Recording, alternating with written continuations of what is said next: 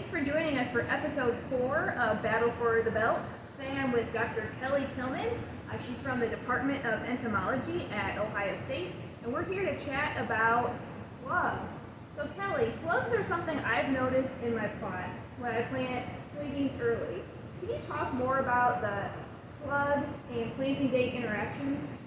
Yeah, so slugs are a problem both in corn and soybean, but they tend to cause more problem in soybean than corn for reasons I can go into if you want to know about that. But one of the things that's particularly a threat for having a slug problem is when you leave the planting trench open. The slugs get down in it and they're kind of protected, they like that, and they just work along that open trench like a buffet line, and they can even eat the seeds before the plants have germinated. So you're always going to have slugs in certain types of fields, especially no-till, and also places with a lot of cover crop adoption. You're going to have slugs in those fields. The trick is to get the plants going and give them a chance ahead of the slugs, because the slugs will be there, but if the plants have a head start, the feeding damage isn't going to be as destructive. If the slugs get at a little soybean plant and eat the growing point, it's all over for the plant.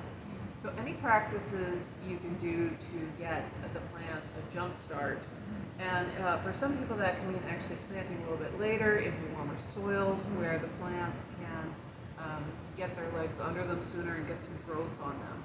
And that's where we've seen the damage. Sometimes when we plant really early, it can take 6 weeks for that plant to germinate and emerge.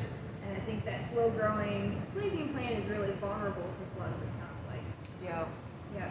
Whereas with corn, they can feed on the leaves, and that causes some damage, but the growing point is protected in the whorl down below.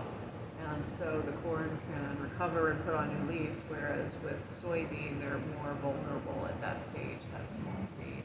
So since it's Battle for the Belt, it sounds like, Kelley, you might be team corn when it comes to planting early through the lens of a slug. Exactly. For that problem, yes, especially if you have fields and if you have growing practices that mean that you have a lot of slug problems. So in addition to no-till and maybe planting a little bit later, is there absolutely anything you could do to avoid slugs? Well, even light tillage will help reduce slug populations, but if a farmer just doesn't want to go there because of their practices, we don't have too many rescue products. There are baited pellets that are slug molluscicides. Insecticides, slugs are not insects, so insecticides don't kill them, so we have to go specifically, slugs are a mollusk, so we go to what we call a molluscicide, something designed to kill mollusks. And that is a baited pellet, because slugs are not nocturnal, you can't just spray something, it has to get on their bodies.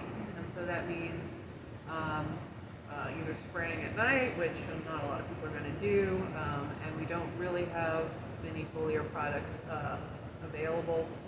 I could go into what people do with spraying nitrogen, but I really don't want to go there. It's not our most recommended practice. But so beyond that, it's about feeding them baited pellets.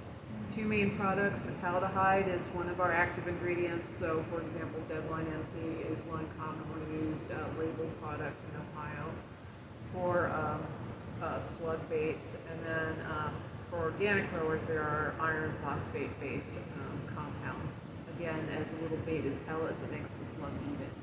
Awesome. Well, great information. I really appreciate your time, Kelley.